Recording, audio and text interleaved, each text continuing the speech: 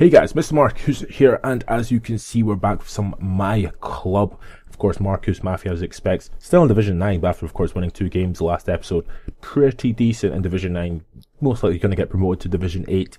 I think either today, probably next episode, probably today, or probably, no, I'll be eligible for promotion, definitely probably after today, so, or after today's episode anyway.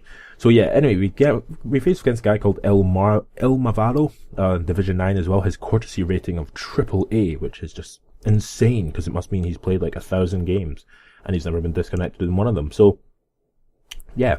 But anyway, we face against him, and he has a pretty decent team, his team spirit, of course, being quite high as well. But he's got Alaba on the left-hand side, he's got, I think it's Raul Garcia playing in the, like, some attacking midfield role, next to Mario Götze, as well as Abubakar and Fernando Llorente up front. So he's got the same player I do, and Fernando Llorente, but he's got Abubakar, which the other guy actually had in the last episode, which was quite interesting, because I was complaining about Abubakar because he just has pace, which is really weird, and he's not really that good a player, but he just has loads of pace, which is really, really weird. But see, on the bench, you actually got Curtis Davis, Berezutski, as well as Gilberto Cisse. Now, as you saw there, as I just sort of sat there and didn't do anything with Javi Martinez, I was actually checking his goalkeeper. Now, the way to check your goalkeepers, to check their ratings, is to go on PESDB.net and /PES 2015 or whatever, and it's the PES 2015 database. I was just checking the goalkeeper rating, because it would suggest that if the rating is low, it means I can score goals from quite far out, and the rating's quite high, then it means, you know, he's got a good goalkeeper. But if the rating's quite high, I usually already know who the goalie is, so there's no need to check. But it's usually when I just see a goalie I've never heard of before that I decide to always check it. So that's what I was doing, which is always an interesting thing to do. It's always a little interesting tactic. But in the first minutes of the match, Marquise on the ball, plays it into Llorente. Llorente tries to get round his defender. It comes to nothing, and Yaya Toure, I test the goalkeeper. Well, I try and test the goalkeeper from like 40 yards out, and it comes to nothing because his goalie wasn't that good. Well, he wasn't particularly high rated, to be honest. But in the 12th minute of the match, Llorente on the ball. Well, Llorente nearly gets on the ball. Comes back to Ambrosio, and Ambrosio runs past Dani Alves, crosses it in. From the cross in, Ayala tries to get his head on it. Doesn't come to anything. And then front with him, with Götze, he actually gets the ball out to Raul Garcia on the left-hand side. And Raul Garcia runs down the left-hand side. Doesn't come to anything. And in about half an hour into the match, he actually gets an opportunity down his left-hand side, crosses it into Abubakar, heads it down, and he makes a pretty decent save, Ter Stegen. And then I clear it, quite fortunately, with Ogbonna. Now, just a pretty decent defending, a little bit of composure, as you usually know me for, and basically clear the ball. Well, it doesn't come. I don't really clear the ball properly, but I do clear the ball, well, effectively, essentially. And then in the 36th minute of the match, Llorente gets played through on goal with a really nice pass from Ambrosio, and Llorente takes the opportunity, gets a strike away, but the keeper makes a pretty decent save. I cross it back in down from the left hand side, and it comes to nothing. And then in the last minutes of the first half, he does try and get an opportunity forward again, but it doesn't come to anything because the referee blows the whistle before he can get it forward. And the most interesting thing about this one in particular was that it was 0-0 at half time, and that's probably the first ever to have a 0-0 at half time in my games. Usually I'm either 1-0 down, or I'm like 4-0 up, or like 1-0 up or something. But in the 57th minute of the match, he makes a mistake with Alaba, gives an opportunity to Llorente, and Llorente can't put it in the back of the net. But in the 58th minute of the match here, Ayala tries to get a ball from Mario Götze after a corner kick, and Abubakar on the ball here plays through Fernando Llorente, through on goal, and I think, well, I was like, oh, this is going to be a goal, but really good defending from me as Neven Subotic.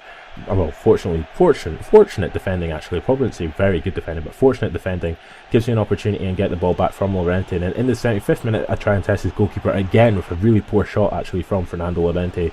And in the last minutes of the match, it's at 0-0 from this, as you can probably tell. And I've actually brought Escobar on, and in the last minutes of the match, I score probably one of my better goals with Marquise. I run past 2 players after a really nice pass from D'Ambrosio, and I pop in the back of the net to literally score with one of the last kicks of the game, which was quite interesting to see because, you know, I don't usually score with last kicks of the game. It's a straight up lie, but yeah, so a 1-0 win, which was quite fortunate because of the fact, look at those stats. 4 shots, 4 on target from him, 6 shots, 4 on target from me. Possession was quite equal, pass completion percentage was quite equal, and for some reason Fernando Llorente, for me, got the man of the match, which just makes no sense at all. But as you see there, he went down by 6 points from 3 whatever to 3-2-3, and I went up by 6 points or 8 points or whatever.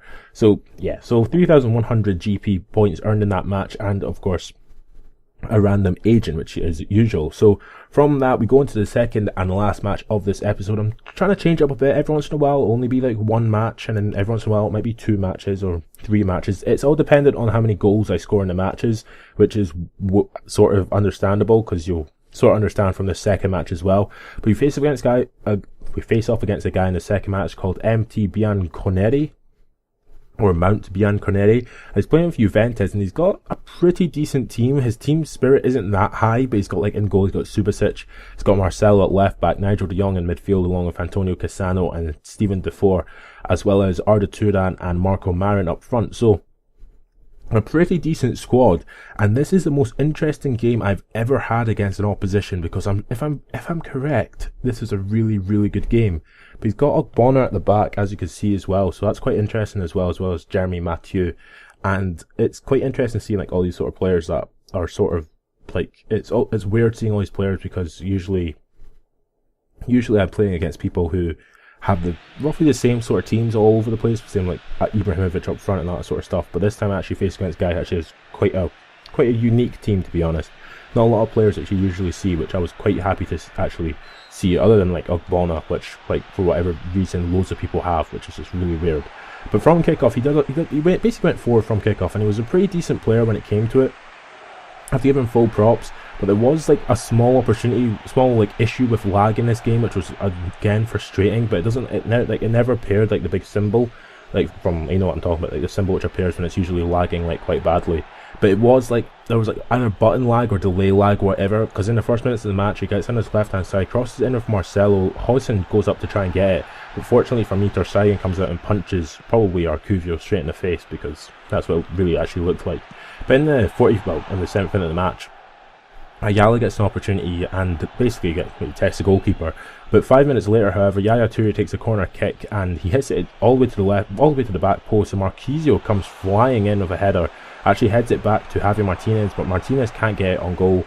Well, he gets a shot on goal actually. Keeper makes a pretty decent save, and that was about it. But about 5 minutes later, Huijsen gets played for on goal, and Ogbonna here, I don't know what I was doing, as gets an opportunity, makes it 1-0 to him, and it was the most annoying thing in the world, because it was like, it wasn't really deserved, but like it sort of was. It was just like a sort of really weird game, because like I wasn't dominating, but I was like having opportunities here, there, and like everywhere.